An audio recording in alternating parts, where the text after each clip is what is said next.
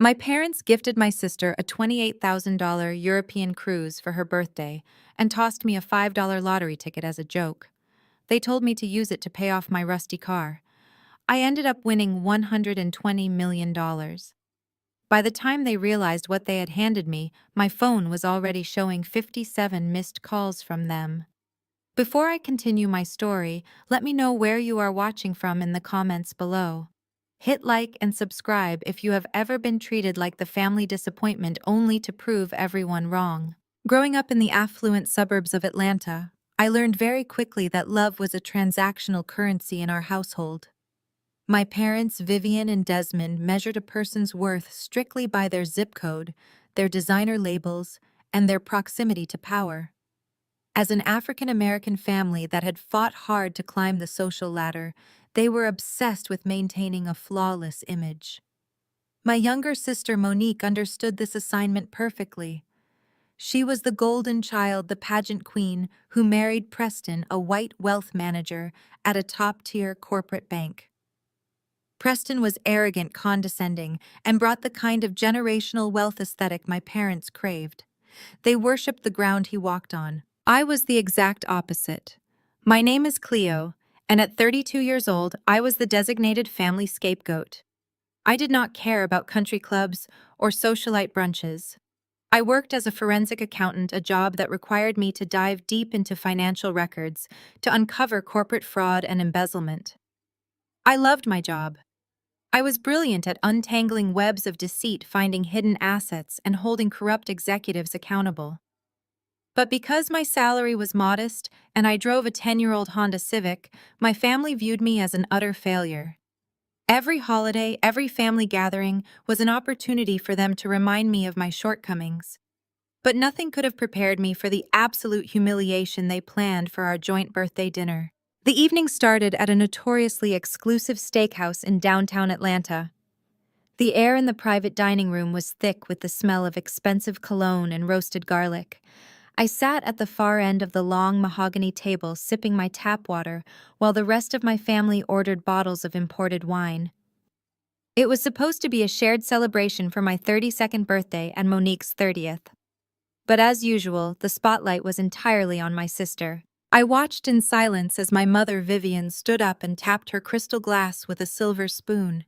She pulled a thick velvet envelope from her designer purse and slid it across the table toward Monique. "Happy birthday to our beautiful girl," my mother said, her voice echoing with pride. "Your father and I wanted to give you something truly special to mark this milestone. We have paid in full for a VIP European river cruise for you and Preston. $28,000 of pure luxury because you deserve the world." Monique shrieked with delight, snatching the envelope and throwing her arms around Preston's neck. "Oh my gosh, Mom, this is amazing," Monique squealed. Preston smirked, adjusting his tailored suit jacket. He looked around the table with that familiar look of superiority he always wore. "We will definitely send you postcards from the Mediterranean," he boasted, swirling his scotch. "It will be a nice break from the stress of managing other people's millions." I kept my face perfectly neutral. I was used to this. But then my father Desmond cleared his throat heavily. He reached into his suit pocket and pulled out a crumpled piece of paper. He flicked his wrist, tossing the paper across the long table. It fluttered and slid, coming to a stop right next to my water glass. I looked down. It was a $5 Mega Millions Quick Pick lottery ticket purchased from a local gas station. "Happy birthday, Cleo." My father said, his tone completely flat, devoid of any warmth. "Here. Maybe you will win $20 and finally pay off that rusty Honda of yours. Your accounting salary clearly is not cutting it." A heavy silence fell over the room for a split second before Preston let out a loud, mocking laugh. He pointed his glass at me. "Careful." Desmond Preston chuckled, his voice dripping with condescension. "She might use the winnings to move out of that neighborhood of hers. My tires practically got stolen when we dropped her off last Thanksgiving. I would not want to take my car back to that part of town again." Monique giggled loudly, leaning into her husband. Mom just smiled warmly at the two of them, completely ignoring the blatant insult directed at her eldest daughter. No one defended me. No one told Preston his comment was out of line. To them, I was just a punchline, a cautionary tale of what happens when you do not marry for money. As a forensic accountant, I was trained to separate facts from emotions. The fact was, this family would never respect me. The fact was, they enjoyed keeping me around just to make themselves feel superior. I did not yell. I did not cry. I calmly opened my purse and pulled out a crisp $100 bill. I placed it on the crisp white tablecloth next to my glass. "That should cover my tap water and my share of the air in this room," I said, my voice steady and cold. I picked up the wrinkled lottery ticket and slid it into my pocket.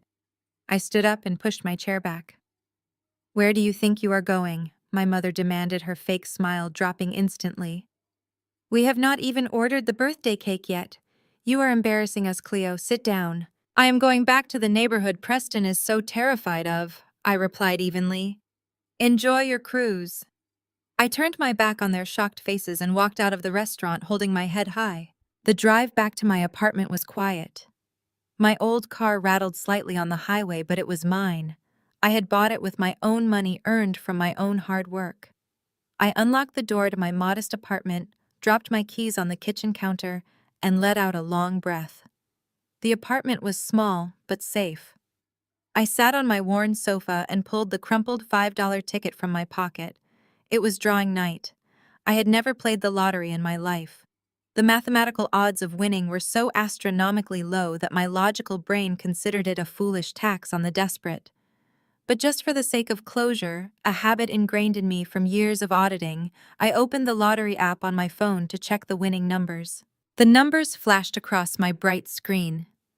0, 4, 19, 23, 25, 49, and the mega ball was 14. I smoothed out the wrinkled piece of paper my father had thrown at me like a piece of garbage. I looked at row A.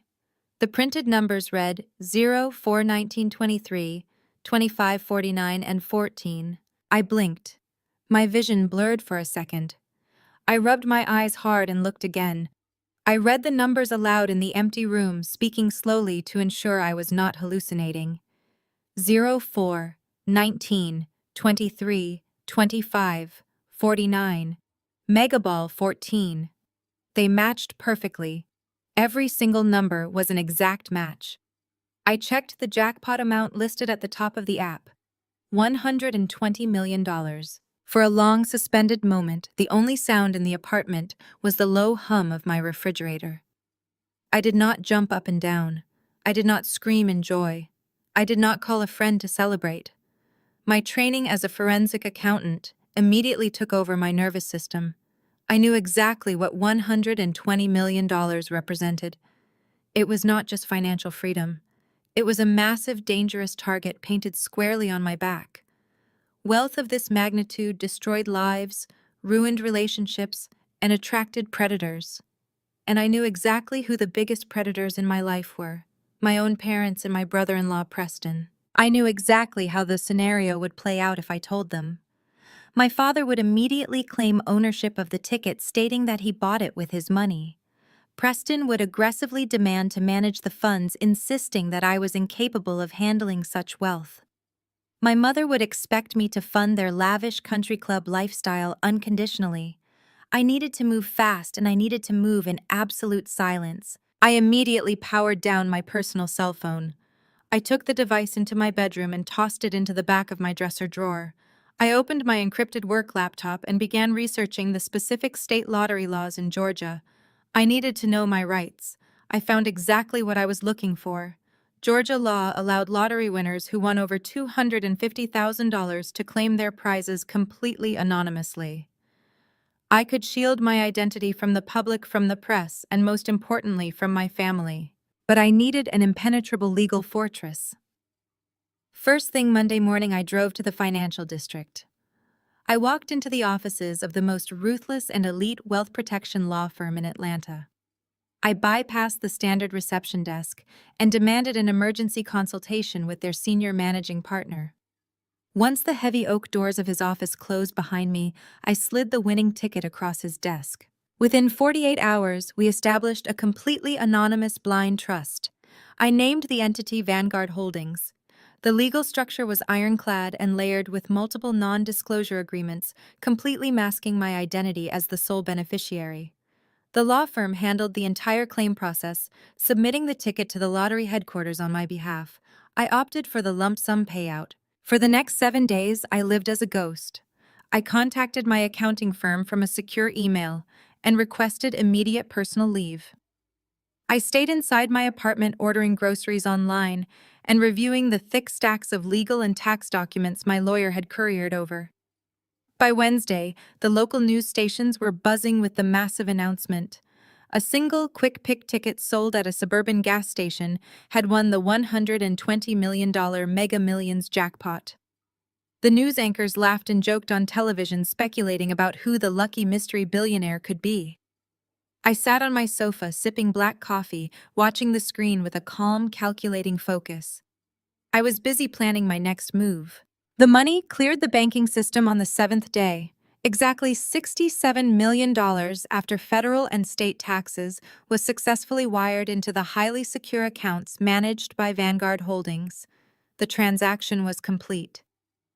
I was officially wealthy beyond anything my family could ever comprehend. I was untouchable. I sat at my small kitchen table holding my personal cell phone in my hands.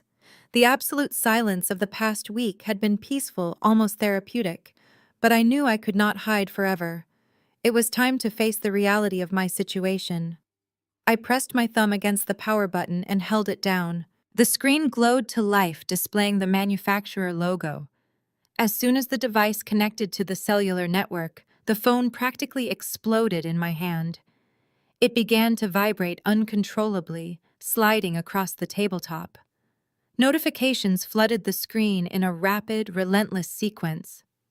The sharp chimes of incoming text messages and voicemails echoed off the walls of my kitchen, overlapping into a chaotic noise. I watched the red notification badge on my phone icon climb higher and higher. 10 missed calls, 25 missed calls, 40 missed calls. When the frantic digital assault finally stopped, the screen displayed 57 missed calls. They were all from my mother, my father, Monique, and Preston. Dozens of furious, panicked text messages immediately followed. I opened the preview screen. "Where are you? Answer the damn phone, Cleo. We know about the money. Call Preston right now before we call the police. You cannot hide from us." My heart hammered against my ribs. How did they find out? The trust was anonymous. The claim was sealed. I was a forensic accountant. I had covered every digital footprint. Before I could even open a single voicemail to hear their voices, a heavy, violent pounding rattled my front door. The wood shuddered under the sheer force of the blows. "Open the door, Cleo!" My father roared from the hallway, his voice muffled but filled with rage. "We know you are in there. They had found me." The heavy pounding on my front door echoed through my small apartment. The violent blows rattled the cheap wood and shook the framed pictures hanging on my living room wall. I stood perfectly still in my kitchen, listening to the muffled sounds of my family shouting from the hallway. My father Desmond was demanding that I open the door immediately. My mother Vivian was threatening to call the building manager to force their way inside. My personal cell phone sat on the kitchen counter displaying 57 missed calls and a relentless flood of angry text messages. I did not panic. I did not cry. My entire career as a forensic accountant was built on remaining completely calm in high-pressure situations. I spent my days dismantling corporate fraud and confronting hostile executives who firmly believed they could hide their financial crimes from the world. I knew exactly how to detach my personal emotions and focus entirely on the cold, hard facts. The undeniable fact was that my family had somehow discovered my anonymous lottery win. I took a slow, deep breath and walked toward the door. I reached out and turned the deadbolt. Before I could even pull the door open all the way, my mother forced her entire body inside. Vivian pushed past me, bringing the heavy, suffocating scent of her expensive floral perfume into my modest entryway. She was dressed in a pristine white tennis outfit, a stark contrast to my scuffed linoleum floors and simple furniture. My younger sister Monique and her husband Preston followed closely behind her, entering my home without an ounce of respect. My father Desmond brought up the rear and closed the door with a heavy thud that felt entirely too final. My mother did not even bother to say hello or ask how I was doing. She marched right up to me, and her manicured fingers clamped down hard on my forearm. Her physical grip was painful and deeply aggressive. She called me a selfish brat and hissed that I had won $120 million and maliciously tried to hide it from my own blood. She demanded to know how I could be so deceitful and ungrateful to the very people who raised me. I looked down at her hand, violently grasping my arm. I did not pull away immediately. I just stared at her fingers until she felt the absolute coldness in my gaze and let go. I smoothed out the fabric of my sleeve and stepped back, creating a physical boundary between us. I was no longer the terrified teenager they used to regularly bully into quiet submission. I was a 32-year-old woman who exposed liars and financial criminals for a living. I looked at the four of them standing in my tiny living room, acting as if they owned the space and everything in it. I asked them how they found out about the money. I kept my voice perfectly level and devoid of any emotional reaction. I told them that I had paid elite lawyers to set up a blind trust. I explained that the State Lottery Commission had permanently sealed the public records and that it was legally impossible for the general public or anyone else to know the true identity of the Vanguard Holdings beneficiary. Preston stepped forward into the center of the room. He looked around my apartment with a visible sneer of disgust before settling his arrogant gaze directly on me. He casually adjusted the cuffs of his tailored designer suit. He smiled maliciously and told me that I really thought I was the smartest person in the room. He said that I had routed the initial Vanguard Holdings wire through a regional Chase Bank branch to set up my new offshore accounts. He reminded me that he proudly oversees regional wealth management for the entire southeastern seaboard at that specific banking institution. Preston boasted that a $120 million deposit triggers massive internal liquidity alerts across the entire district.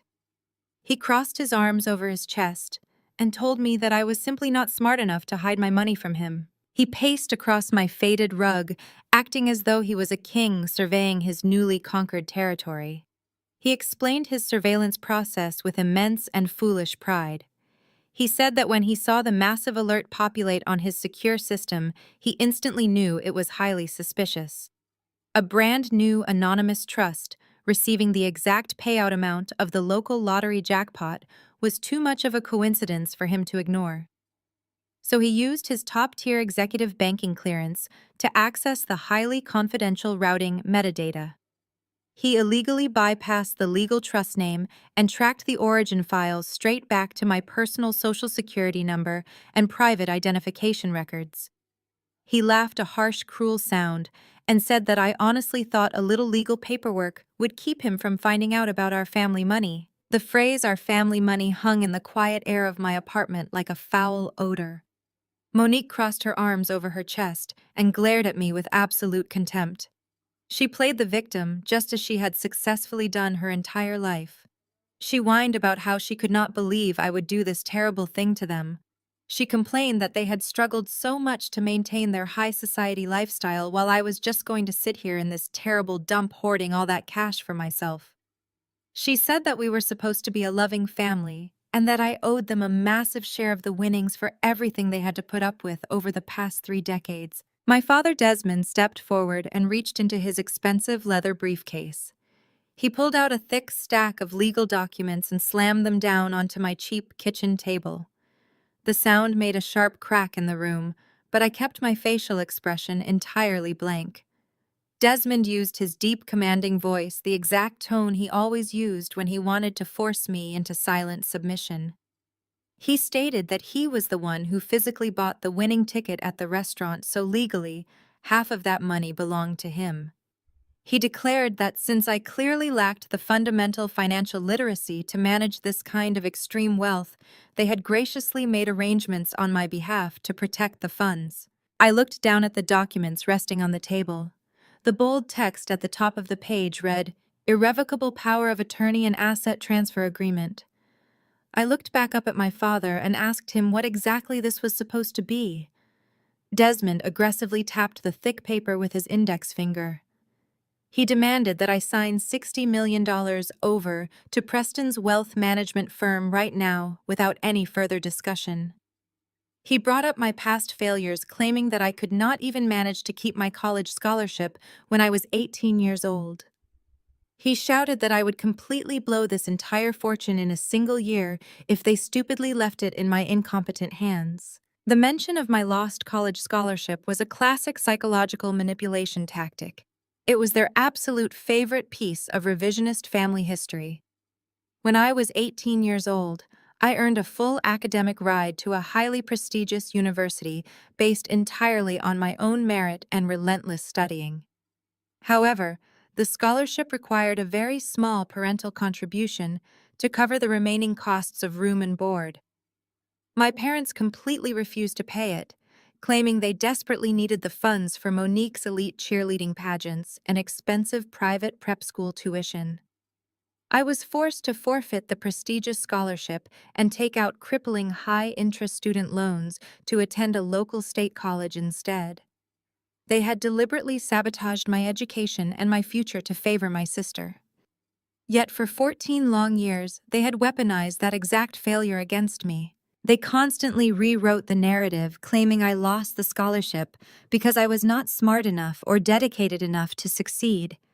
They used their own financial abuse as definitive proof of my incompetence. My mother Vivian chimed in while nervously smoothing her perfectly styled hair. She enthusiastically insisted that this contract was for my own good. She claimed that Preston was a verified financial genius who knew exactly how to invest and handle millions of dollars in the stock market. She deeply insulted my career, saying that I just crunched boring numbers in a dusty cubicle, while Preston understood how real wealth operated. She told me that I desperately needed his corporate expertise to protect our family legacy from my own poor decisions. She also casually added that Monique and Preston critically needed to upgrade their luxury home to properly host the country club galas this upcoming season, so it was only fair that I willingly contribute my share of the winnings to support my sister. I slowly reached out and picked up the heavy contract. I flipped through the thick pages, carefully reading the dense legal jargon. My entire professional career was built on dissecting complex financial legalese and uncovering hidden corporate traps. I rapidly read the specific clauses they had drafted. The document would legally grant Preston absolute control over $60 million with zero fiduciary oversight or accountability. He could legally transfer it to untraceable offshore accounts, spend it on personal lavish luxuries, or gamble it away on terrible investments, and I would have absolutely no legal recourse to stop him or demand the money back. It was a blatant extortion letter dressed up as a loving family favor. I let out a small, quiet breath and placed the contract back on the solid table. The four of them watched me closely, fully expecting me to eventually crumble under their combined psychological pressure. They fully expected me to pick up a pen and sign my life away just to earn a tiny, fleeting fraction of their approval. They had actively conditioned me for 32 years to yield to their demands and sacrifice my own well-being for their ultimate comfort. They thought this glorious day would end with them walking out the door as multimillionaires, but they completely forgot who they were dealing with. I looked at the contract one more time and then slowly raised my eyes to look dead at Preston. I let the silence stretch out in the room until the smug, arrogant confidence on his pale face began to waver slightly under my intense stare. I deliberately lowered my voice to a calm, clinical, and highly professional register. I told Preston that he had just stood inside my home in front of 3 witnesses and explicitly admitted to illegally breaching strict banking privacy laws to access an anonymous client's confidential routing data. Preston blinked rapidly, and his arrogant smile severely faltered. He asked me what I was talking about, though his voice heavily lacked its previous booming strength. I stepped closer to him and explained that Vanguard Holdings is a legally protected blind trust designed specifically to shield beneficiaries. I told him that accessing a client's private financial metadata without a federal warrant or an explicit internal audit authorization is a direct and severe violation of the Gramm-Leach-Bliley Act. I stated clearly and coldly that what he did was a severe federal offense punishable by extensive prison time. I watched the color slowly begin to drain from his face, but I absolutely did not stop.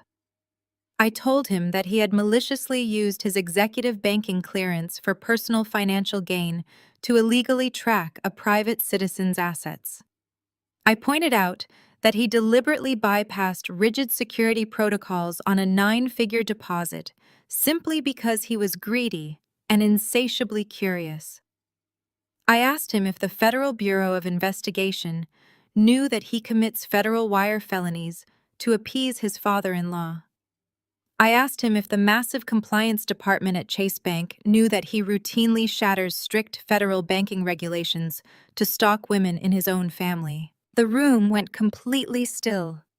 The silence was absolute and entirely suffocating. My father Desmond looked over at Preston, waiting for him to laugh it off, waiting for the wealthy white savior to confidently put me back in my place.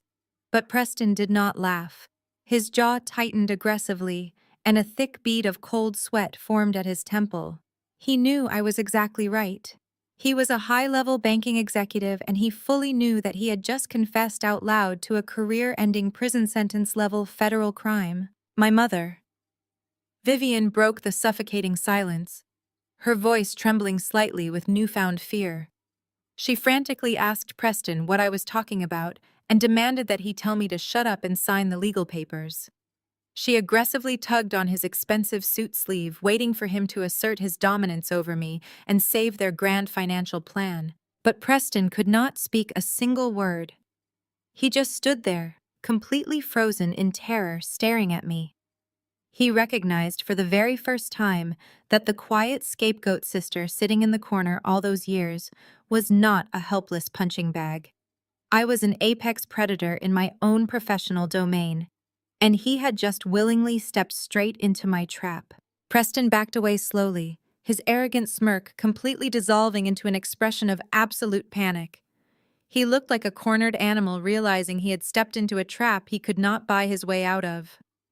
My father Desmond grabbed Preston's arm and pulled him toward the hallway. Desmond turned back to me with a face full of venom.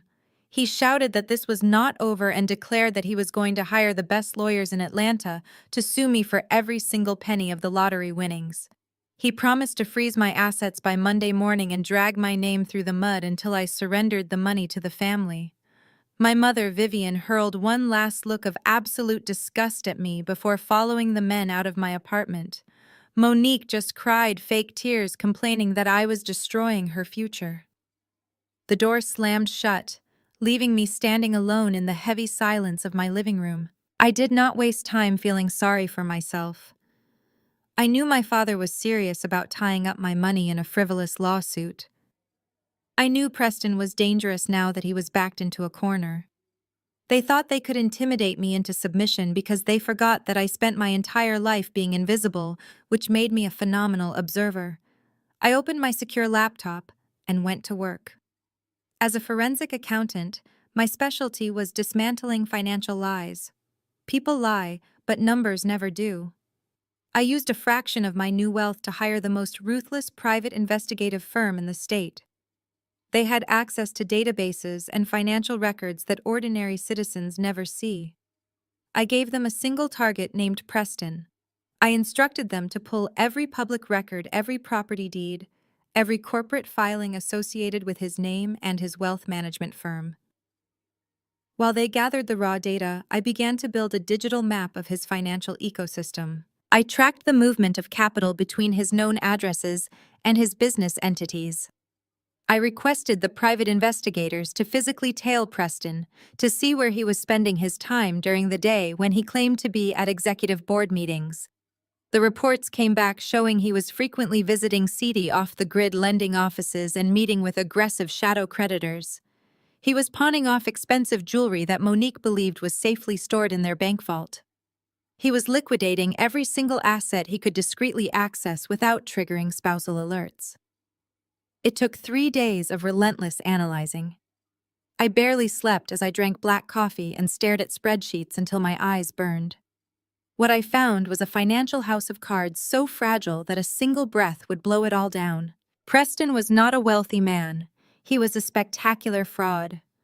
The lavish lifestyle he paraded in front of my parents was entirely funded by debt and theft. I traced his banking records and discovered a terrifying pattern of embezzlement. Preston had been systematically leveraging his clients' investment portfolios to cover his own massive losses. He had poured millions of dollars of other people's money into highly volatile cryptocurrency schemes during the previous year. When the crypto market crashed, Preston lost everything. He was drowning in margin calls and secret high-interest loans from shadow lenders. He was moving money from one client account to another just to pay the monthly interest on his personal debts. It was a classic Ponzi scheme, and it was on the verge of total collapse.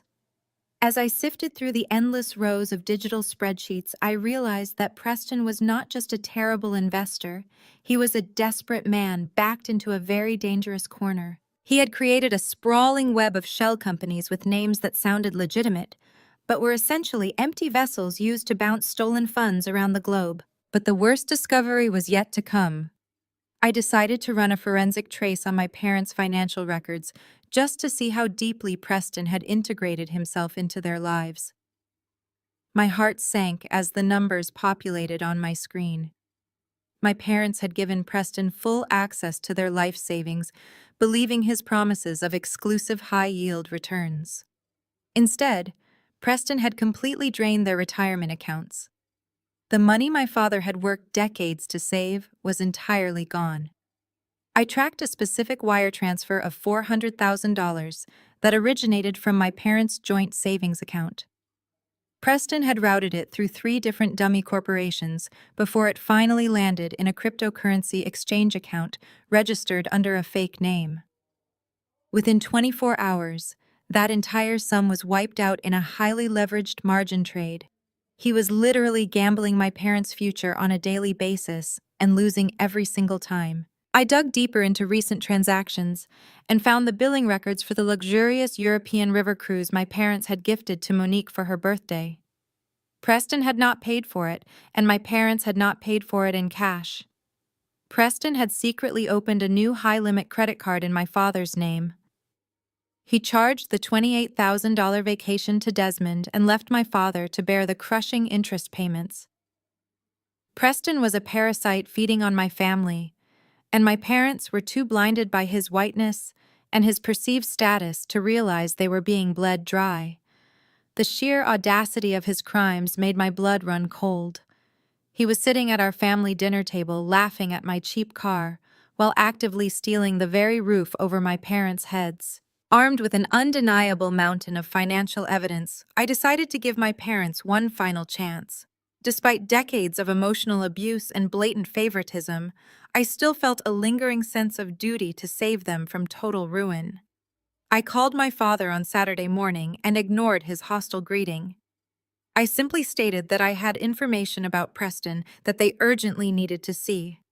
I told them to meet me at a quiet upscale cafe in Buckhead at noon. I chose it specifically because I knew they would feel comfortable and secure surrounded by the wealthy elite they so desperately wanted to emulate. I insisted that they come alone without Monique or Preston. My father initially refused, demanding that I just hand over the lottery money. I calmly told him that if he wanted to save his house and his future, he would be at the cafe. I arrived 30 minutes early. The air smelled of freshly ground espresso and expensive pastries. Soft jazz played from hidden speakers, creating an atmosphere of refined tranquility. It was the perfect backdrop for the absolute chaos I was about to unleash. I ordered a black tea and sat at a secluded corner table far away from the other patrons. I placed a thick manila folder on the table. Inside the folder was the complete financial autopsy of their precious son-in-law. Every stolen dollar, every forged signature, every hidden debt was documented, highlighted, and verified by licensed private investigators. I waited patiently until my parents walked through the heavy glass doors of the cafe. I watched them pull into the parking lot in their least luxury sedan. My father stepped out first, adjusting his tie and checking his reflection in the tinted windows. My mother emerged wearing oversized sunglasses and carrying a handbag that cost more than my first car. They walked arm in arm, projecting the perfect image of a successful, distinguished couple. Watching them approach the glass doors, I felt a strange tightness in my chest. For 32 years, these people had treated me like a burden. They had mocked my career, belittled my lifestyle, and constantly reminded me that I would never measure up to their golden child. Yet here I was holding the one thing that could save them from total devastation. I wondered if seeing the truth would finally break the spell. I wondered if they would finally look at me with respect or gratitude. Vivian and Desmond looked extremely out of place as they approached my corner. They sat down across from me with stiff, rigid postures. My mother refused to look at me directly, opting instead to inspect the pristine cafe decor. My father crossed his arms and demanded that I make this quick. He stated that he had already spoken to a lawyer about drafting a lawsuit to claim his rightful half of the $120 million. I did not react to his threat. I simply placed my hand on the thick manila folder and slowly pushed it across the smooth surface of the table. I looked my father directly in the eyes and told him to open it. Desmond stared at the folder suspiciously before finally flipping open the heavy cover. My mother leaned over to look at the pages, her face tight with annoyance. I did not sugarcoat the truth. I told them exactly what they were looking at. I kept my voice low and steady, ensuring my tone was entirely professional. I told my father that his perfect son-in-law was completely broke.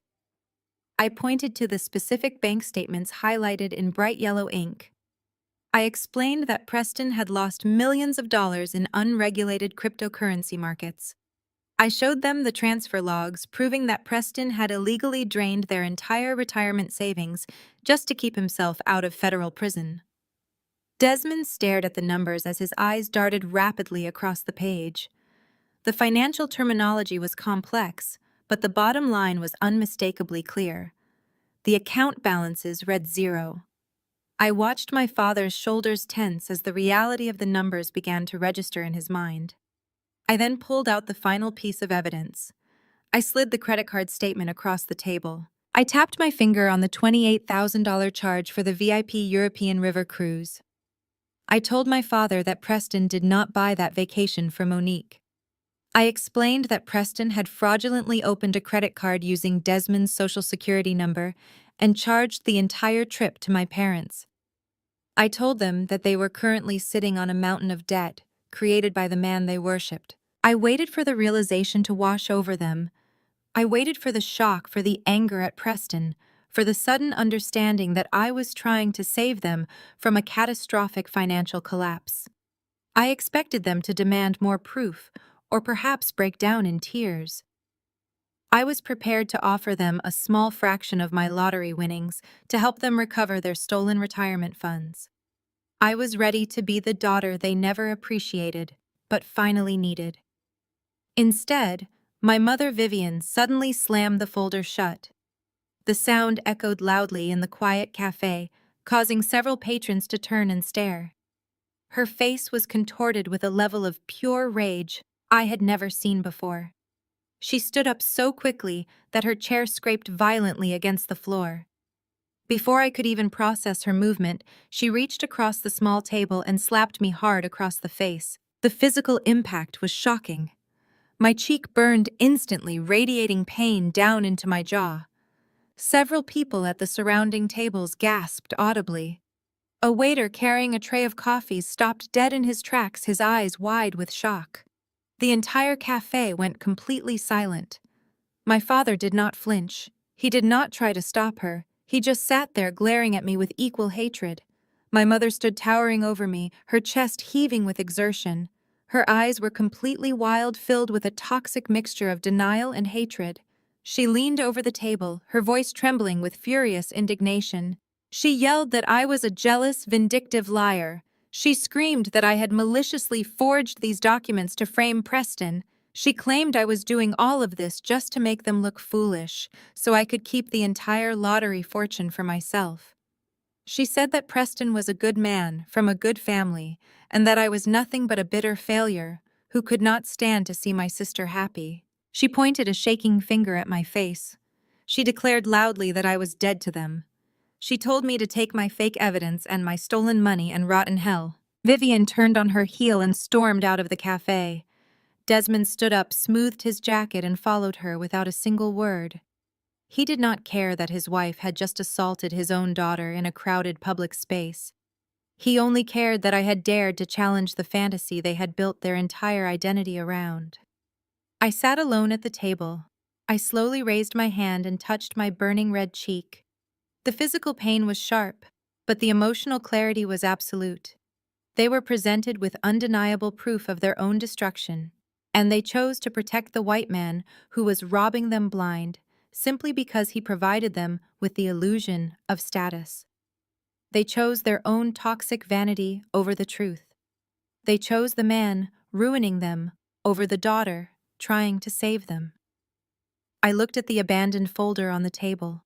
I realized in that defining moment that my family was entirely complicit in their own downfall. I slowly lowered my hand from my face. The lingering desire to save them completely evaporated from my soul. The slap was not a punishment, it was a release. It was the final physical severing of the invisible chains that had bound me to their approval. I packed the documents back into my briefcase and walked out into the warm Atlanta sun. I decided right then and there that I would no longer try to pull them out of the fire. I would simply stand back and let them burn. The warm Atlanta sun felt like a strange comfort as I walked to my car, leaving my parents sitting in the cafe with the blueprint of their own financial ruin. I drove back to my secure apartment and calmly waited for their next move. Because I knew people like Preston and Monique never retreat when they are caught. They escalate to protect their fragile reality. 2 days later, the escalation arrived in the form of a heavily perspiring man in a cheap suit banging on my lobby door. He was holding a thick stack of legal papers.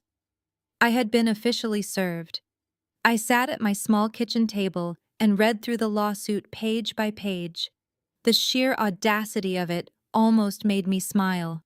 Preston and Monique had deliberately bypassed respectable corporate firms and hired a notorious local attorney known exclusively for aggressive public smear campaigns rather than actual legal strategy. The lawsuit itself was a masterpiece of fiction. It formally claimed that my father Desmond had purposefully purchased the winning Mega Millions ticket and absent-mindedly placed it in his coat pocket during our disastrous birthday dinner at the steakhouse.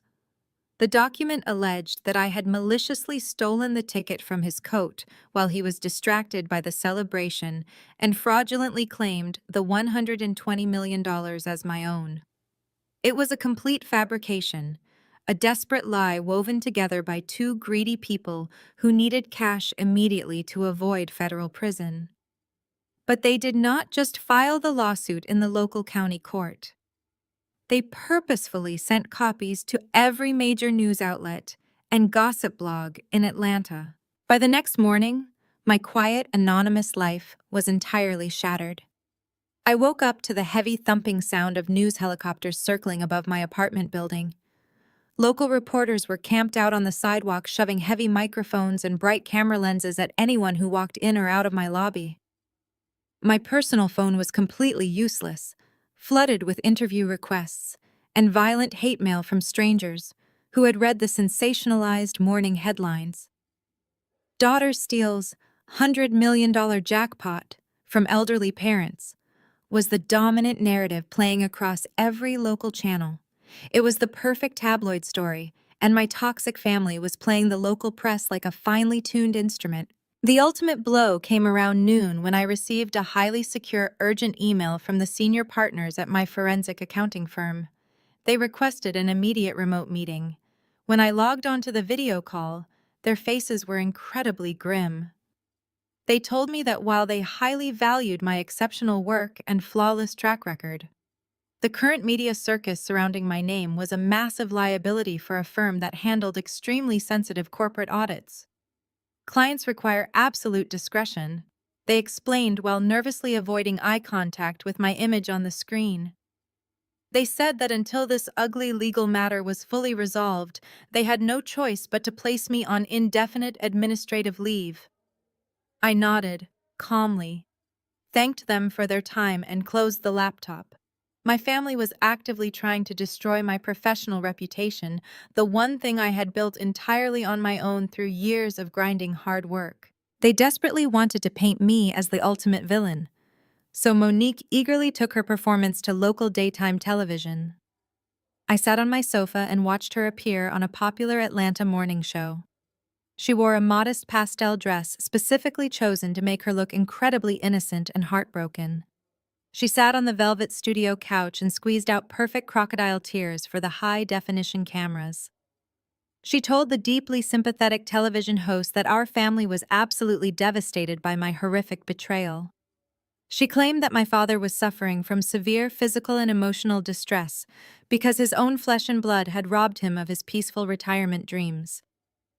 She looked directly into the camera lens, her voice trembling with practiced fake emotion, and begged me to do the right thing and return the stolen ticket money to our loving parents. She told the entire city of Atlanta that she had always tried to be a supportive sister to me, but that I was nothing but a jealous thief who let pure greed destroy our sacred family bond.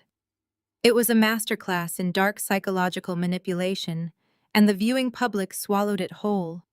The internet comments scrolling at the bottom of the screen were brutal, calling for my immediate arrest and demanding harsh justice for my poor, victimized parents. I did not let the public outrage break my focus or trigger an emotional response.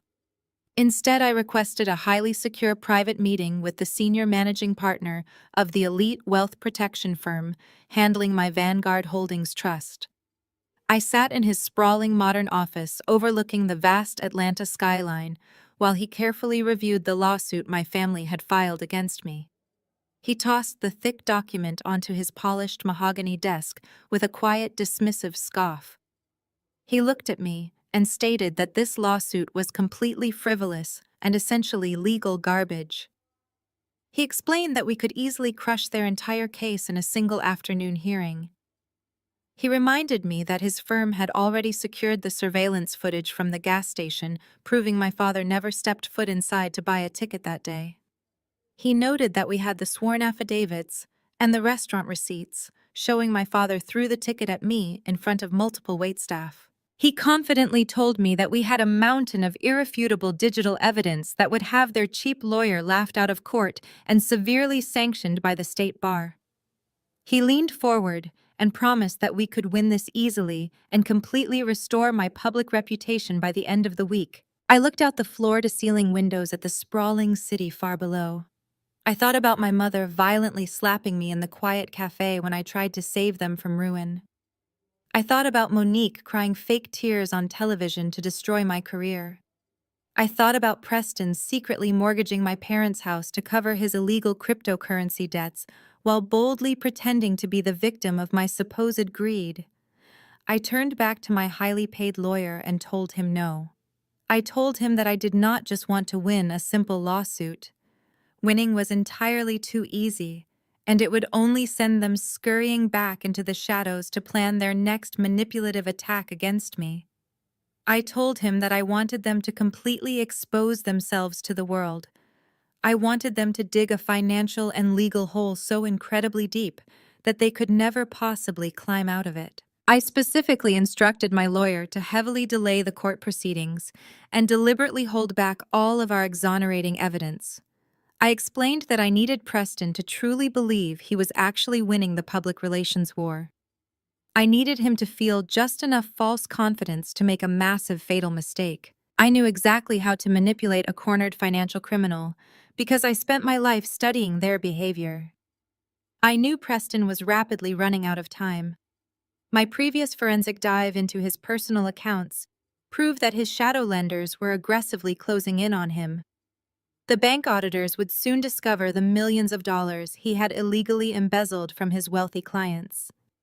This entire media circus was a desperate smokescreen designed to force me into a quick, quiet cash settlement before his entire fraudulent corporate empire collapsed around him. So I decided to give him exactly what he wanted, but wrapped in a beautiful, deadly trap. I returned to my quiet apartment and opened my encrypted laptop. I drafted a highly specific email addressed directly to Preston and his sleazy attorney. I titled the message Confidential Settlement Offer. I meticulously kept the language desperate and yielding, playing the exact role of the terrified, broken sister they always expected me to be. I wrote that the intense media pressure was ruining my fragile mental health and completely destroying my accounting career. I typed that I just wanted this entire family nightmare to be over so I could move on with my life in peace. I formally offered to surrender $10 million to Preston immediately if he agreed to drop the lawsuit and publicly clear my name in the press.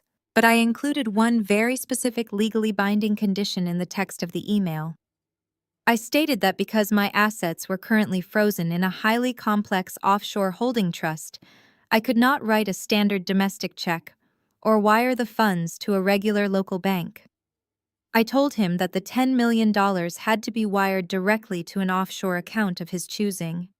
I explicitly stated that the receiving account must be completely untraceable and exist entirely beyond the reach of United States tax authorities to protect my own trust anonymity. It was the ultimate bait for a desperate white-collar criminal drowning in stolen funds.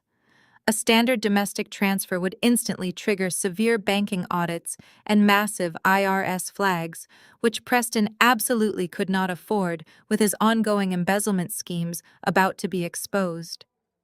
An offshore wire transfer was the only possible way he could secretly absorb that massive amount of cash to pay off his violent shadow lenders without alerting his corporate bank managers. I read over the email one last time, checking every word for the perfect tone of defeat.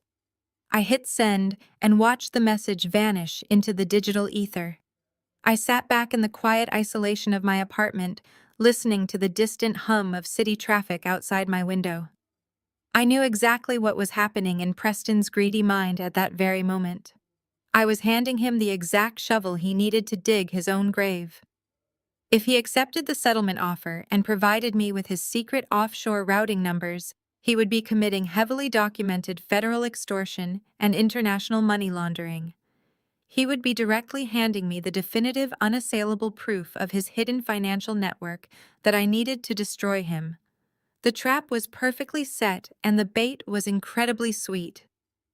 All that remained was to sit back and see if Preston's insatiable greed and desperate need for self-preservation would override his professional caution. I did not have to wait long. The digital trap I set was simply too tempting for a man drowning in his own financial crimes. Less than 12 hours after I sent my fabricated settlement offer, a new message appeared in my encrypted inbox. It was early Wednesday morning, and the pale light of dawn was just beginning to filter through my living room windows. I sat at my kitchen table with a hot cup of black coffee watching the notification icon blink on my laptop screen. Preston had replied. His response was a masterpiece of arrogant corporate posturing layered over absolute blinding panic. He wrote back with the formal tone of a wealth manager pretending to negotiate a minor contract dispute, but his eagerness betrayed him completely. He formally accepted my $10 million offer to drop the frivolous lawsuit and silence the media smear campaign. He explicitly stated that this generous compromise was the only way to save our family from further public embarrassment. He really believed he had won. He believed that his aggressive tactics and his sleazy lawyer had successfully terrified me into surrendering a massive chunk of my lottery winnings. But the most crucial part of his email was buried at the very bottom. Exactly as I had demanded, Preston provided the detailed wiring instructions for the offshore account. He did not use a standard domestic bank. He did not use his own wealth management firm. Instead, he provided the SWIFT code and routing numbers for a highly obscure financial institution located in the Cayman Islands. The receiving account was registered to a shell company named Apex Global Holdings. As a forensic accountant, I knew exactly what Apex Global Holdings was. It was a ghost entity, a digital phantom created solely to receive and wash illicit funds far beyond the jurisdiction of the United States Internal Revenue Service and the Securities and Exchange Commission. Preston needed that $10 million immediately to cover the massive hole he had blown in his clients' portfolios. He was frantically trying to plug the leaks in his sinking ship before the federal bank auditors arrived to examine his books. If he routed my $10 million through a standard American bank, the sudden massive influx of cash would trigger intense scrutiny. The authorities would freeze the funds and instantly uncover his sprawling embezzlement scheme. He had to use the Cayman Islands account to bypass the system. By sending me those specific routing numbers along with a written agreement to drop a fraudulent lawsuit in exchange for cash, Preston had just documented his own federal extortion. He had handed me the murder weapon with his fingerprints pressed deeply into the metal. I was in the middle of taking a screenshot of his Cayman Islands routing data when my personal cell phone began to vibrate on the counter. The caller ID displayed Monique's name. I let it ring 3 times, taking a slow, deep breath to perfectly steady my heart rate before sliding my thumb across the screen to answer. I did not say hello. I just waited in silence. "Well, it looks like you finally learned your place," Monique said. Her voice was dripping with absolute toxic satisfaction. She sounded like she was lounging by a pool, and I could hear the faint clinking of glassware in the background. "Preston just told me you agreed to the settlement," she continued, her tone incredibly smug and condescending. "I knew you would eventually cave, Cleo. You always were too weak to handle real pressure. You should be thanking us honestly. We are doing you a massive favor by taking this burden off your hands before you ruin yourself." I kept my voice completely flat and devoid of any emotion. I told her that the money would be transferred as soon as the legal paperwork was finalized. "You had better send the money by Friday." Monique snapped, her fake sweet tone instantly dissolving into a harsh, vicious threat. "Preston already has his lawyers drawing up the withdrawal papers for the lawsuit. But if we do not see that wire transfer clear by Friday afternoon, we are going straight to the police. We will tell them, you manipulated Dad and stole the ticket. We will make sure you end up in prison, Cleo. Do not test us." I listened to my younger sister threaten me with prison time, simply because she wanted to steal my money to fund her fake luxury lifestyle. I asked her how she could possibly do this to her own sister. I asked her why she hated me so much when I had never done anything but try to quietly survive in the background of her perfect life. Monique let out a sharp, cruel laugh. "Oh, please, Cleo, do not play the victim with me," she scoffed. "You have always been a mess, and I have always had to be the one to clean up the family image after your constant failures. You were always such an embarrassment to Mom and Dad, just like when you failed to get into a real college and had to settle for that pathetic state school. You really thought you were so smart studying all night in your room, but you were never in my league." I frowned, staring at the wall of my kitchen. I told her that I did not fail to get into a good college. I reminded her that I lost my academic scholarship because our parents refused to pay the remaining balance. Monique laughed again, a sound so deeply ugly and vindictive that it made my skin crawl. "You really are clueless, are not you?" she sneered. "You did not just lose that one state scholarship, Cleo. You got rejected from everywhere else, too. Columbia, Yale, Penn. You thought you were going to the Ivy League, but you were not good enough." I stopped breathing. The air in my apartment suddenly felt freezing cold. I had applied to 4 Ivy League universities when I was a senior in high school. I had perfect grades, immaculate test scores, and glowing recommendation letters. But I never received a single response, no acceptance letters, and no rejection letters. Just total silence. I had assumed my applications were lost or that I was simply entirely forgettable. The silence from those schools had destroyed my self-esteem and convinced me that I was truly the failure my parents always claimed I was. "How do you know about Columbia and Yale?" I asked, my voice dropping to a dangerous whisper. "Because Mom showed them to me?" Monique bragged, her arrogance blinding her to the terrible secret she was spilling. She showed me the thick envelopes when they arrived in the mail. Mom said it would be a disaster for the family image if the awkward, ugly duckling sister went to an Ivy League school while I was busy focusing on my pageant career. Mom said it would upset the natural balance of things. So she threw your acceptance letters in the kitchen trash before you even got home from school. She burned them in the fireplace that same night. You never even had a chance, Cleo. Mom made sure I would always be the only successful child in this family. The phone felt incredibly heavy in my hand. The silence stretching between us was absolute. A fundamental shift occurred deep within the core of my being. For 32 years, I had carried the heavy, crushing weight of believing I was inadequate.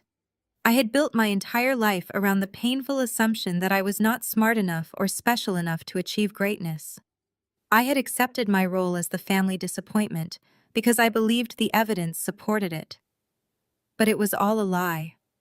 It was a massive, cruel, calculated lie engineered by my own mother to protect my sister's fragile ego. Vivian had actively sabotaged my future. She had held my dreams in her hands and literally thrown them into the fire just to keep me beneath them. "You are awfully quiet," Cleo Monique taunted, entirely oblivious to the monumental damage she had just caused. "Just make sure that 10 million is wired to Preston's offshore account by Friday. Maybe then Mom and Dad will finally forgive you for being such a horrible daughter." I did not say goodbye. I simply ended the call and placed the phone face down on the kitchen counter. I stood perfectly still in my apartment for a very long time. My chest physically ached as 14 years of misplaced shame and self-doubt evaporated into thin air, leaving behind a cold, sharp, and entirely pure rage. They had not just stolen my college experience. They had stolen my confidence. They had stolen my belief in my own potential. They had manipulated my entire reality to keep me exactly where they wanted me, trapped beneath their designer shoes. I walked slowly back to my laptop. The screen was still glowing with Preston's settlement offer and the Cayman Islands routing numbers. I looked at the offshore account details. $10 million to make the lawsuit go away. $10 million to buy their silence. $10 million to fund the life of the sister who laughed while my mother burned my future. I was not going to wire them a single dime. I opened a secure file directory on my desktop. I gathered the exhaustive dossier my private investigators had compiled on Preston's massive embezzlement scheme. I attached the irrefutable proof that he had completely drained my parents' retirement accounts and leveraged his clients' portfolios into highly volatile cryptocurrency losses. I attached the forged power of attorney documents my father had tried to force me to sign. I attached the threatening text messages from my family. And finally, I attached the email Preston had just sent me, the digital smoking gun, where a licensed banking executive explicitly demanded a $10 million extortion payment be routed to a hidden shell company in the Cayman Islands. I meticulously organized the files into a single heavily encrypted digital package. I labeled every document with the precision and clarity of a master forensic accountant, presenting a flawless case to a federal grand jury. The evidence was completely overwhelming. There was no possible defense, no legal loophole, and no amount of high-priced lawyers that could save Preston from the sheer volume of financial crimes I had just documented. I opened a new secure communication portal. I did not send the package to the local Atlanta Police Department. I did not send it to the State Banking Commission. Local authorities could be stalled or bribed. I needed a strike so precise and so devastating that Preston would never see the sun outside of a prison yard ever again. I navigated directly to the official digital tip line for the White-Collar Crime Division of the Federal Bureau of Investigation. I specifically flagged the package for the attention of the Bank Fraud and International Money Laundering Task Force. I sat there staring at the final submission button. I thought about my mother smiling warmly at Preston while he insulted my neighborhood. I thought about my father throwing the lottery ticket at my face like I was trash. I thought about Monique's cruel laughter as she admitted they had destroyed my Ivy League acceptances just to keep me feeling small. My family was a disease, and Preston was the parasite that was going to finally kill them. They had built a fortress of lies and deception, and they expected me to quietly pay to keep their walls from crumbling. I reached out and touched my cheek exactly where my mother had violently slapped me in the cafe. The skin was no longer red, but the memory of her toxic hatred was burned permanently into my mind. She had slapped me for telling the truth. She had slapped me for trying to save them from a criminal. They had made their choice. They had chosen the illusion of wealth over their own daughter. They were entirely complicit in their own destruction. I looked at the screen one last time. I moved the cursor over the submit button, and without a single ounce of hesitation or regret, I pressed down. The progress bar flashed across the screen, and the encrypted package of evidence vanished into the secure servers of the Federal Bureau of Investigation. The deed was done. There was no turning back. Preston was about to be investigated by the most ruthless financial regulators in the country, and his entire house of cards was going to collapse directly onto my parents' heads. I closed my laptop, took a sip of my cold coffee, and smiled. I decided to sit back and watch them burn. I watched Friday come and go from the absolute tranquility of my small apartment. I knew exactly what was happening in Preston's sleek corporate office downtown. I could picture him sitting in his ergonomic leather chair, obsessively refreshing his encrypted browser, staring at the permanent zero balance in his offshore Cayman Islands account. The $10 million I had promised him was never going to arrive. My highly paid private investigators reported that by early Friday afternoon, Preston's behavior had become deeply and visibly erratic. He was frantically pacing the marble floors of his wealth management firm, snapping viciously at his administrative assistants, and abruptly canceling crucial client meetings. The internal bank auditors from Chase were officially moving in. My anonymous, heavily documented FBI tip had clearly triggered an immediate and aggressive internal compliance review. Preston was rapidly running out of time and oxygen. His massive embezzlement scheme was unraveling faster than he could control, and he desperately needed immediate liquidity to temporarily balance the stolen funds before the federal auditors dug too deeply into his compromised portfolios. When a white-collar criminal panics, they always return to their easiest and most gullible marks. Preston could not go to a traditional bank for a commercial loan because his credit was already secretly destroyed, and any legitimate financial institution would immediately flag his highly suspicious leverage ratios. He needed naive, trusting victims who possessed substantial tangible assets and absolutely zero actual financial literacy. So he went straight to my parents. My investigators tracked his movements early Saturday morning.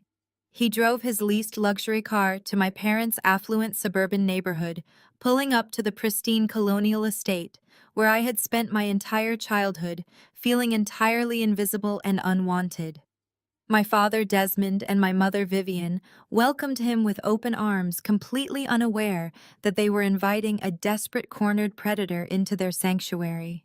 Through a combination of my investigators' discreet audio surveillance and the aggressive legal discovery we later initiated, I learned exactly how Preston executed his final and most devastating grift on the people who worshipped him. He sat in their formal living room sipping my father's most expensive imported scotch and spun a masterful web of absolute deceit.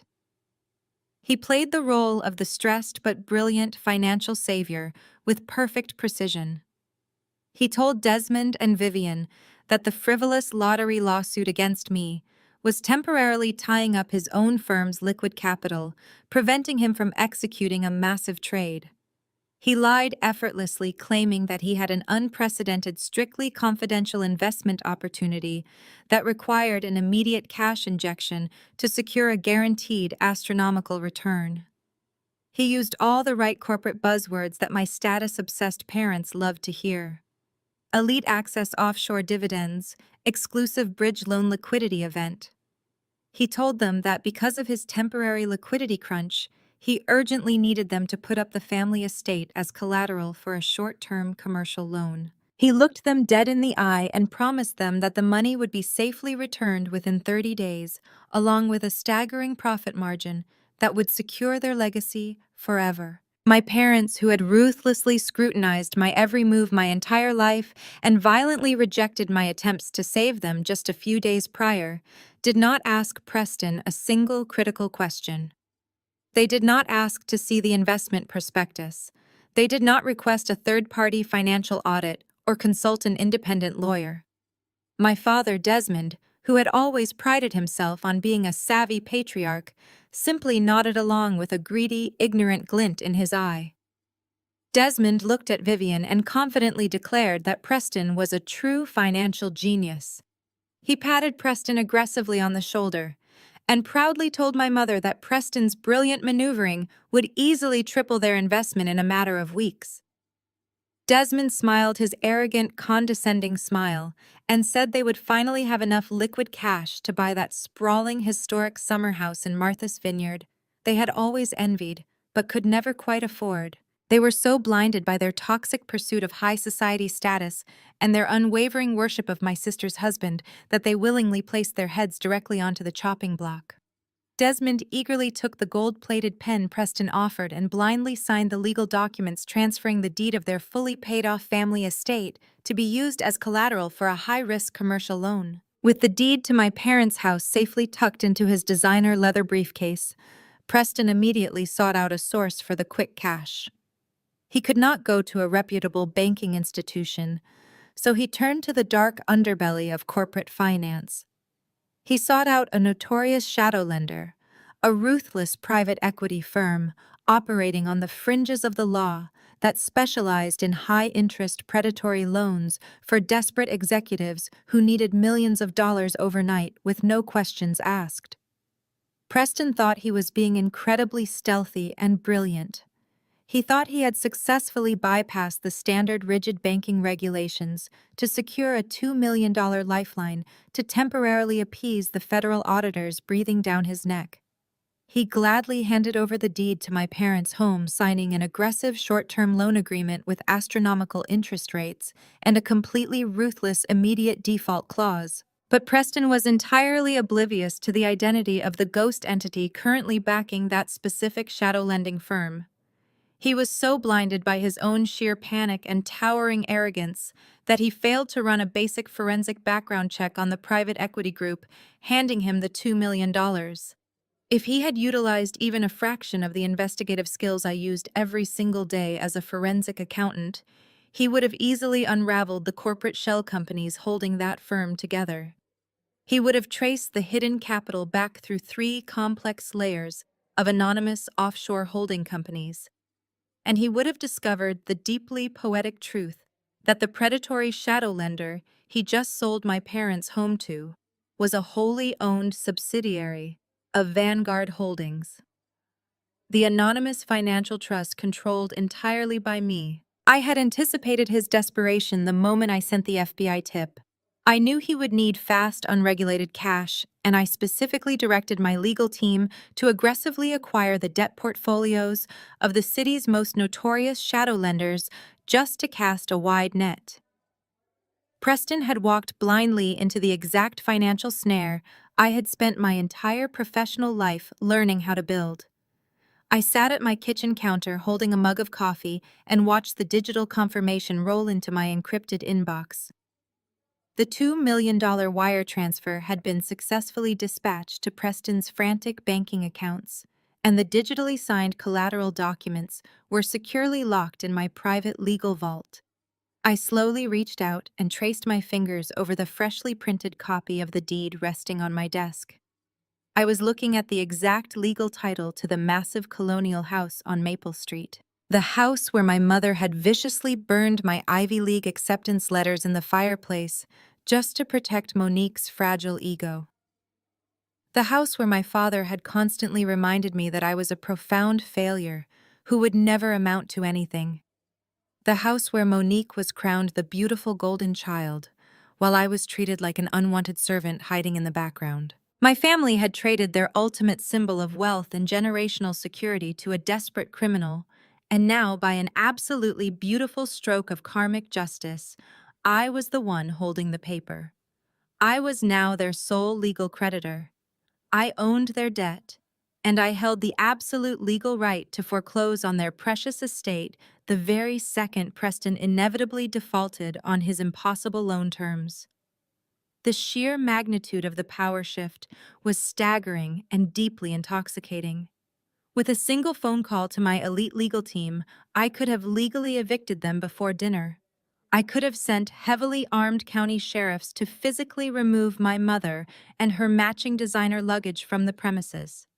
I could have thrown my father out onto the street and watched them experience the exact same terrifying abandonment and humiliation they had subjected me to my entire life. My private investigators called me that evening and asked if I wanted to initiate the foreclosure process immediately. They noted that Preston had clearly already begun defaulting on the initial interest structures because he was funneling the loan money directly into his empty client accounts to hide his tracks from the FBI. But I looked at the digital calendar open on my laptop and smiled a very cold, deeply satisfied smile.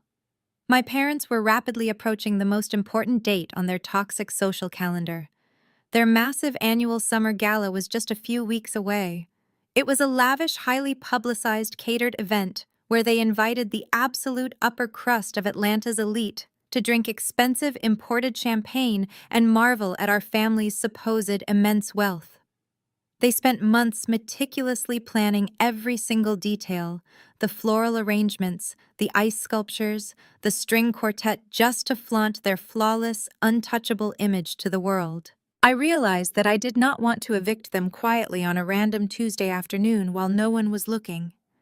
I did not want them to be able to hide their shame behind closed doors or spin another false narrative about their circumstances. I wanted their fraudulent empire to collapse in front of the very audience they had sacrificed my future to impress. I wanted every socialite, every wealthy investor, and every country club gossip to witness the exact moment the facade shattered. So I told my lawyers to hold the foreclosure paperwork. I instructed them to let the interest accumulate and let the default clauses trigger silently in the background. I decided to wait patiently in the shadows, clutching the deed to their entire world in my hands, and let them confidently prepare for the biggest and final party of their miserable lives. For the next 3 weeks, I watched my family live inside a magnificent and terrifying hallucination. Preston honestly believed he had outsmarted the entire federal banking system and successfully intimidated me into complete submission. The moment the $2 million from my shadow lending firm hit his heavily monitored accounts, he scrambled like a desperate rat to cover his tracks. My private investigators documented his every move as he quietly funneled the cash back into the portfolios of his wealthiest clients. He was frantically trying to plug the massive holes his failed cryptocurrency gambles had created before the bank auditors dug too deeply into his ledgers. He strutted around the affluent neighborhoods of Atlanta like a conquering hero. He assured my parents that his offshore bridge loan was a masterful stroke of elite corporate strategy. He explicitly convinced them that their paid-off estate was perfectly safe and that astronomical financial returns were just weeks away. My parents swallowed every single lie because it tasted exactly like the wealth and absolute social dominance they constantly craved. They were so high on their own perceived brilliance that they immediately shifted their entire focus to their upcoming 35th wedding anniversary. Vivian and Desmond decided that a standard anniversary dinner was beneath them. They needed a spectacular public coronation. They needed to show the entire city of Atlanta that the Wilson family was utterly untouchable and sitting at the very pinnacle of high society. So they booked the Grand Ballroom at the most historic and exclusive country club in the state. The venue was notoriously difficult to secure, requiring multiple board approvals, a rigid background check, and a staggering cash deposit. Preston happily funded the entire deposit using the remaining scraps of the predatory loan he had secured against my parents' home. They were literally financing their lavish party with the deed to their own house, completely blind to the fact that I was the one holding the mortgage. The preparations for the gala were intensely extravagant. My mother hired a team of elite event planners who charged exorbitant hourly rates. She ordered thousands of imported white orchids to cascade from the massive crystal chandeliers. She commissioned a towering five-tier cake decorated with edible gold leaf and booked a classical string quartet that usually only played for visiting foreign dignitaries. Monique naturally saw the anniversary gala as a personal showcase for her own fabricated success. My private investigators documented her reckless spending habits as she prepared for the event. She spent an entire Tuesday afternoon at an exclusive bridal and evening wear boutique in the luxury shopping district of Buckhead. She treated the retail staff like absolute garbage, demanding vintage champagne and rejecting dozens of beautiful dresses before finally settling on a custom beaded gown that cost $15,000. She did not even blink at the astronomical price tag. She just casually handed over a platinum credit card that was entirely linked to Preston's deeply compromised corporate accounts. I listened to the audio recordings gathered by my team as Monique sat in a luxury salon getting a $500 facial later that week. She loudly bragged to her shallow friends about Preston's unmatched financial genius. She confidently boasted that her pathetic estranged sister was about to be destroyed in court and that they were expecting a massive multi-million-dollar settlement from my frozen lottery assets any day now. She told her friends that she always had to clean up my messes ever since we were kids. She laughed as she casually mentioned how she was the only successful child because I was too stupid to get into an Ivy League school. She happily recounted the story of how my mother Vivian had secretly intercepted my acceptance letters from Yale and Columbia and burned them in the fireplace just to ensure Monique remained the sole pride of the family. She truly believed I was sitting alone in my apartment, paralyzed by fear, while she prepared to inherit my fortune. But I was not paralyzed.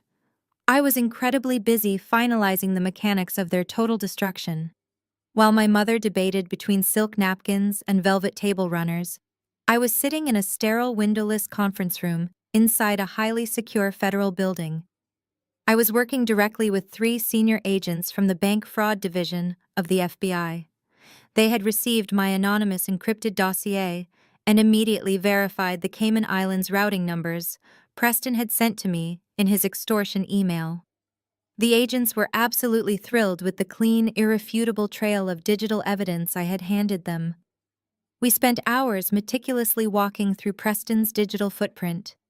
I used my skills as a forensic accountant to show them exactly how he had manipulated the banking software to hide the missing client funds.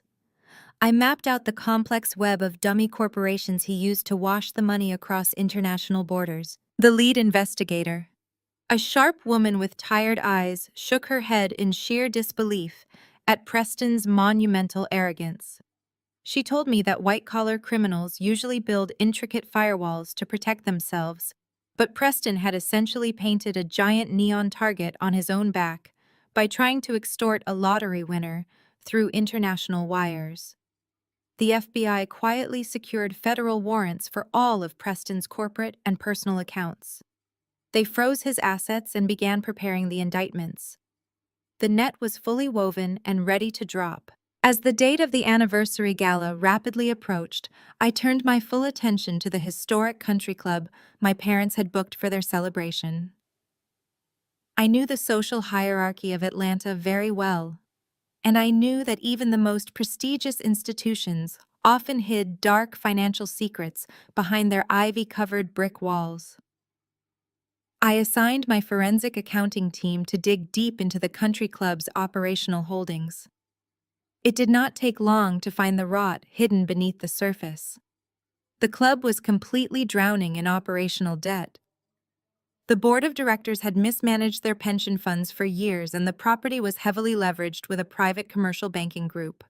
They were desperate for a massive cash injection to avoid a public restructuring that would absolutely destroy their elite reputation among the old money families of Georgia. I saw an absolutely beautiful and poetic opportunity. Using Vanguard Holdings, I instructed my legal team to approach the club's primary creditors. We moved quickly and silently, utilizing airtight non-disclosure agreements. Within 48 hours, Vanguard Holdings purchased the entirety of the country club's management debt at a premium. I did not just secure a table at the restaurant or bribe a manager to let me inside. I literally bought the financial leverage to control the entire property. I was now the silent majority stakeholder of the venue where my parents were hosting their ultimate triumph. Once the ink on the acquisition papers was dry, I quietly instructed the club management to give Vivian and Desmond absolutely everything they requested for their party. I told the general manager to entirely ignore the budget limits they had set. I authorized them to approve every single lavish upgrade my mother demanded, and to let the final catering tab run as high as my parents' arrogant hearts desired. I wanted the rope they were hanging themselves with to be made of pure gold and financed entirely by their own catastrophic hubris. The day of the anniversary gala finally arrived. It was a gorgeous Saturday evening, with clear skies and a gentle, warm southern breeze. My private investigators sent me real-time updates as my family prepared for the night of their lives. Desmond was fitted into a bespoke midnight blue tuxedo, feeling like a titan of industry and the master of his domain. Vivian spent 4 hours having her hair and makeup professionally done, draping herself in heavy diamond jewelry that Preston had likely purchased with stolen client funds. Monique slipped into her $15,000 custom beaded gown, practically vibrating with toxic vanity and unearned pride. Preston poured himself a glass of 50-year-old scotch, looking out over his manicured lawn, fully believing he had successfully navigated the storm and secured his place among the wealthy elite. They rode together to the venue in a rented stretch limousine, drinking expensive imported champagne and laughing at my expense. They pulled up to the grand entrance of the historic country club, entirely oblivious to the fact that they were walking straight into a meticulously designed slaughterhouse. Back in my quiet apartment, I began my own preparations. I did not put on a cheap dress or try to blend into the background. The girl who wore clearance rack clothing and drove a rusty 10-year-old Honda Civic no longer existed. I opened a heavy garment bag that had been delivered earlier that week from a private tailor. Inside was a custom-designed designer power suit. It was cut from the finest dark charcoal wool with a razor-sharp silhouette that projected absolute authority and icy control. I slipped into the suit and adjusted the lapels, feeling the heavy, expensive fabric settle against my shoulders. I paired it with simple, elegant stilettos and pulled my hair back into a sleek, severe style that left my face completely exposed. I looked in the tall mirror and saw a predator fully prepared for the hunt. I did not look angry or sad or desperate. I looked like a woman who held the absolute power of life and death over the people who had tried to break her. I grabbed my slim leather briefcase containing the physical copies of the property deeds, the forged loan documents, and the active federal warrants. I walked out of my apartment and took the elevator down to the private garage. I was not taking a rideshare tonight. Waiting for me in the reserved parking bay was a sleek, jet-black armored Maybach that I had purchased through my trust. The heavy doors closed with a solid, reassuring thud, sealing me inside a soundproof vault of absolute luxury. My private driver pulled smoothly out of the garage and merged into the evening traffic. I sat in the spacious back seat, watching the bright city lights blur past the heavily tinted windows. My pulse was remarkably steady, and my breathing was calm. I was not nervous about crashing their perfect party. I was not planning on sneaking through the service entrance or causing a loud, emotional scene in the middle of the crowded ballroom. I had absolutely no reason to act like a crazy, uninvited guest because I was not a guest at all. The Maybach glided up the long, manicured driveway of the historic country club, passing the long line of luxury sedans waiting at the valet stand. The tires crunched softly on the gravel as we pulled directly up to the grand entrance, bypassing the queue entirely. I gathered my briefcase and waited for my driver to open the heavy armored door. I stepped out into the warm evening air, smoothing the front of my tailored suit as the valet staff rushed forward to attend to the vehicle. I could hear the faint sound of the string quartet playing from the ballroom and the low murmur of wealthy patrons mingling on the terrace. I was about to walk into a room filled with the most powerful people in the city and permanently erase my family from polite society. I owned their massive debts. I owned the very house they slept in. And as I looked up at the towering white columns of the country club, I smiled a very cold smile, knowing that I legally owned the very ground they were dancing on. The doors of the Maybach closed with a heavy, solid thud, sealing me inside my quiet sanctuary as my driver pulled smoothly away from the country club. I did not look back at the flashing red and blue lights reflecting off the towering white columns. I left my family to navigate the absolute wreckage of their grand illusion entirely on their own. 3 days later, the suffocating reality of their new existence finally settled over them like a thick, heavy shroud. The federal government does not move slowly when dealing with massive wire fraud, international money laundering, and significant flight risks. By 8 o'clock on Sunday morning, a specialized team of federal agents and county sheriffs had arrived at the sprawling colonial estate on Maple Street. My private security team was already there waiting to assist with the legal transition of the property. My parents were forcibly evicted from the only home they had known for 3 decades. They were not allowed to pack up their antique furniture, their expensive art collection, or their vast wardrobes of tailored clothing. Every single item inside that house was now legally considered seized collateral against the fraudulent commercial loan Preston had signed. Desmond and Vivian walked out the front door with nothing but a few hastily packed duffel bags and the clothes they had worn to the disastrous gala. Monique fared even worse in the immediate aftermath. Because she was legally married to Preston and had actively spent the embezzled funds to finance her lavish lifestyle, her entire financial existence was instantly vaporized. The FBI froze all of her personal and joint bank accounts before the sun even rose on Sunday. Federal agents confiscated her designer jewelry, her luxury vehicles, and even the physical cash she had hidden in her personal safe. They treated her $15,000 custom beaded gown as direct evidence of criminal proceeds. The three of them had absolutely nowhere else to go. Their wealthy friends from the exclusive country club completely abandoned them the very moment the news of Preston's arrest broke on the local financial blogs. The same socialites who had gladly drank their imported champagne on Saturday night actively refused to answer their desperate phone calls on Sunday morning. My parents were completely radioactive. They were toxic outcasts in a society that only valued untouchable wealth and pristine status. With their platinum credit cards heavily declined and their cash reserves completely seized, they were forced to pool the few crumpled bills they had left in their wallets just to survive. They rented a single room at a dilapidated roadside motel on the absolute outskirts of the city. My private investigators continued their surveillance and sent me detailed photographs of their new squalid accommodations. It was a dingy, cramped room with peeling yellow wallpaper, stained brown carpeting, and a single flickering fluorescent light bulb that buzzed constantly. Desmond, a man who used to boast endlessly about his bespoke suits and elite corporate connections, sat on the edge of a sagging mattress, staring blankly at a muted television screen. Vivian, the woman who had arrogantly demanded white orchids and crystal chandeliers, was huddled in a cheap plastic chair, weeping uncontrollably into her hands. Monique paced the small space, walking back and forth on the sticky linoleum floor of the motel bathroom, like a caged and terrified animal. She was going through severe psychological withdrawal from her vanished lifestyle. She had no access to her elite salon treatments, her expensive skincare routines, or her wealthy, sycophantic friends. She had to wash her face with a cheap cracked bar of industrial motel soap.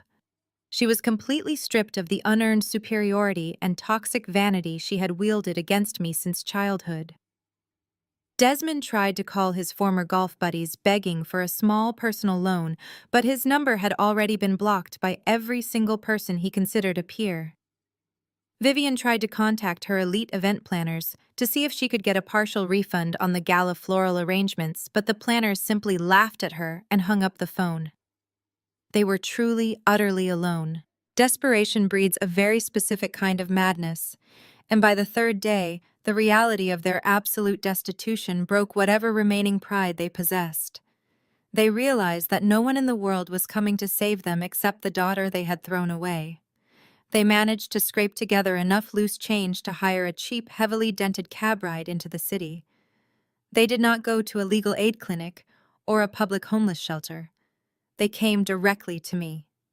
I had recently relocated my primary residence to a newly purchased hyper-secure penthouse suite occupying the entire top floor of a massive glass residential tower in the heart of downtown Atlanta.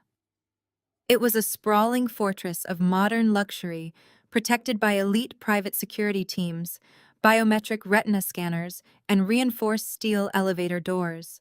I was sitting in my spacious living room, drinking a cup of dark coffee and looking out over the panoramic view of the city skyline when my private concierge called via the internal secure line. Julian, my concierge informed me that 3 deeply agitated individuals claiming to be my immediate family were causing a severe disturbance in the ground floor lobby. He told me they looked completely unhinged and were desperately begging the security guards to let them up to my private floor. Julian asked if I wanted him to call the local police and have them forcefully removed and arrested for trespassing. I took a slow sip of my coffee, watching the tiny cars moving on the highway far below. I told Julian to hold the police. I instructed him to allow them to wait in the private, secure lobby viewing area and told him I would be right down to handle the situation personally. I walked over to my private glass elevator and pressed the button for the ground floor. The doors opened smoothly, and I stepped out into the expansive, towering marble lobby. The space was pristine and silent, decorated with minimalist modern art and bathed in warm, natural sunlight streaming through the floor-to-ceiling windows. Standing in the exact center of the immaculate room, looking like absolute garbage, were Vivian Desmond and Monique. The physical transformation they had undergone in just 72 hours was staggering. They looked aged, broken, and entirely defeated. Their clothes were deeply wrinkled and smelled faintly of stale motel smoke. Desmond looked incredibly frail and hollow, without the heavy armor of his expensive tailored suits. Vivian had dark, purple sunken circles under her eyes, and her normally perfect hair was a flat, tangled mess. Monique looked absolutely feral. The moment Monique saw me stepping out of the elevator, she let out a desperate, gasping cry. She broke away from our parents and sprinted across the polished marble floor toward me. 2 massive private security guards wearing dark suits instantly stepped forward, crossing their arms and physically blocking her path. They forced her to stop a few feet away from where I stood. Monique's legs simply gave out. She collapsed onto her knees right there on the pristine, cold marble floor. She began weeping hysterically, the harsh, wet sound echoing loudly through the quiet, elegant lobby. "Cleo, please," she sobbed heavily, her voice cracking with pure, unfiltered desperation. "Please, you have to help us. You have to fix this." Preston is sitting in a cold federal jail cell, and they are completely denying him bail because they say he is a massive flight risk. The government took everything I own, Cleo. My accounts are totally frozen. I do not even have money to buy a coffee or feed myself. Mom and Dad have absolutely nothing left in the world. Their retirement is gone. Their house is gone. We are sleeping in a disgusting, terrifying motel room that smells like mold and rotting garbage. You cannot do this to us. We are your family. We are your blood. I did not move. I just stood perfectly still with my hands resting comfortably in the pockets of my tailored trousers and watched her cry. She reached out her hands, trembling violently in the air between us. Desmond and Vivian stood a few paces behind her. They were too ashamed and thoroughly broken to speak, but their eyes were wide with desperate, silent pleading. My father, who had spent his entire life telling me I was a pathetic disappointment, was now shivering in a luxury lobby, waiting for me to toss him a lifeline.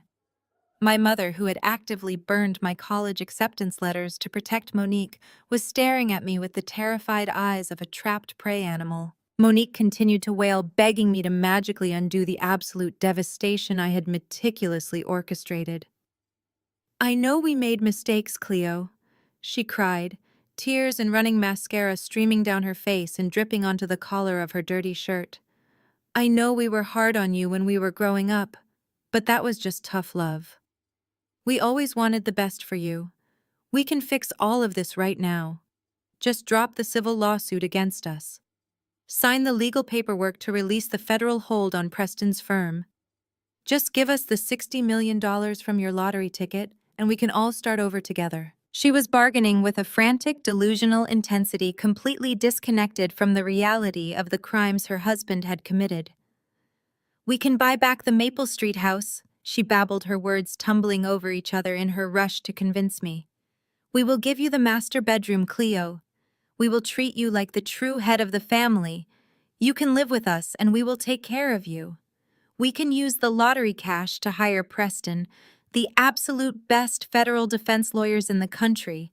He can get out of jail, and we can all go back to being a real family again. You have the money, Cleo. You have the power to save us. Just give us the money, Cleo, please. I am begging you, please. She bowed her head toward the marble floor, sobbing so hard her shoulders shook violently. Her pleas echoed into silence, leaving only the sound of her ragged breathing in the massive lobby. I stood there looking down at my older sister, kneeling on the floor in her ruined clothes, begging me for salvation. I looked at my mother, who had treated me like a repulsive burden, my entire life now shaking with palpable fear.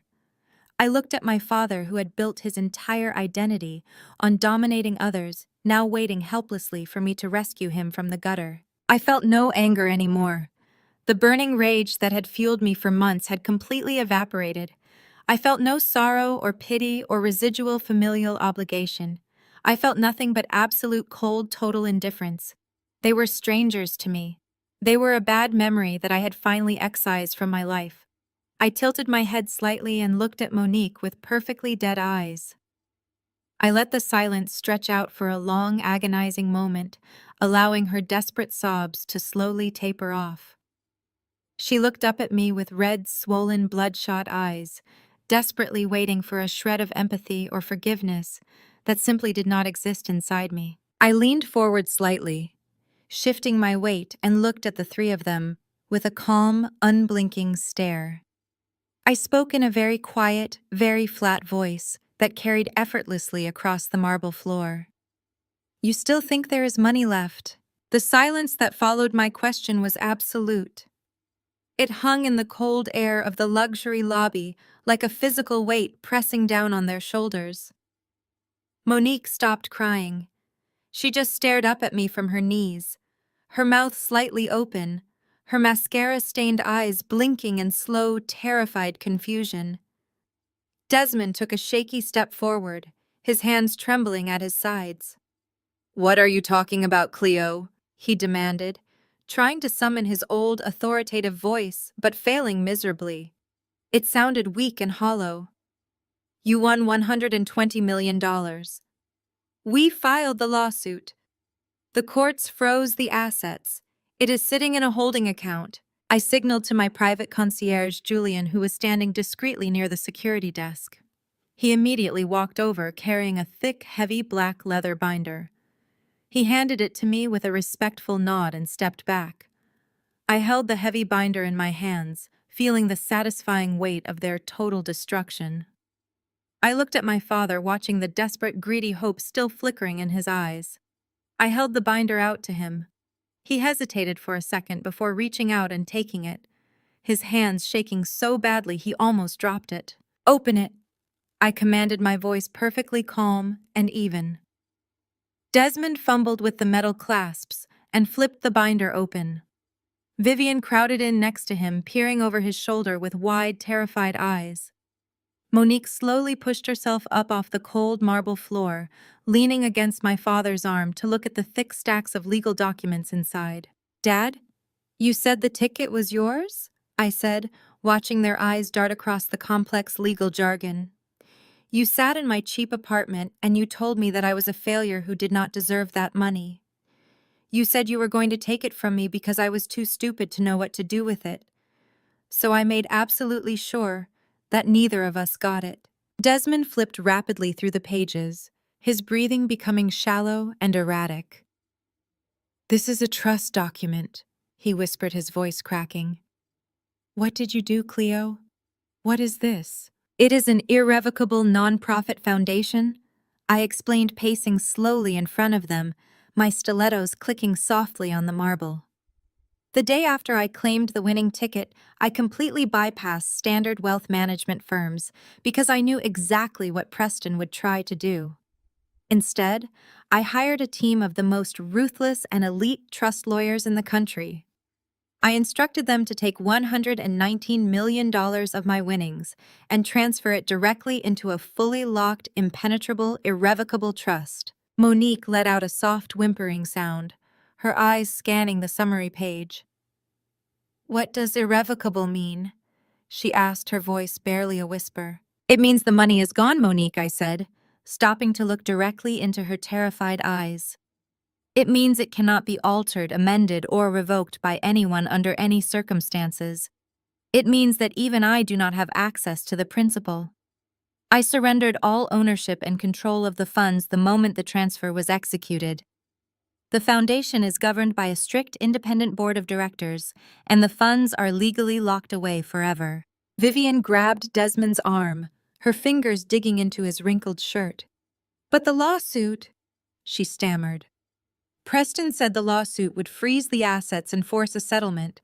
Preston said we were going to get it all back." I laughed, a short, humorless sound that echoed off the high glass walls. "Preston is a monumental idiot," I said coldly. "You cannot freeze assets that do not belong to the defendant."